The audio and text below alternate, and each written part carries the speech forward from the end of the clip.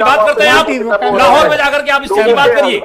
आपको पता होना चाहिए कि कोई कश्मीरियों पे न तो अत्याचार हुआ है, न हो रहा है। अत्याचार बलूचिस्तान में हो रहा है, अत्याचार पीओके में हो रहा है, अच्छा चीन में, अच्छा सिंध में हो रहा है। आपको शर्म आनी चाहिए ये शब्दों का इस्तेमाल।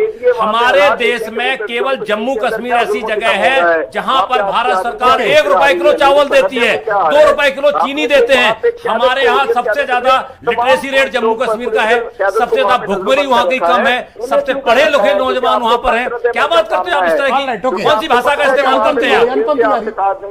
इंडियन एयरफोर्स ने जिस तरह से सबक सिखाया, पाकिस्तान बौखलाया हुआ है। देखिए, पाकिस्तान की बौखलाने कई सारी वजहें हैं।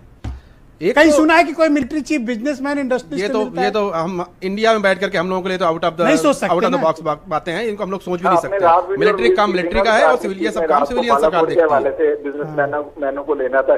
अब कामरान साहब, आप इतने समझदार हैं और आप मुसलमानों के इतने बड़े झंडा बरदार बन रहे हैं कि आपको भारतीय कश्मीर में आपको समस्याएं दिखाई दे रही मुसलमानों के साथ। आप यही समस्याएं आपको चीन में क्यों नहीं दिखाई देती हैं?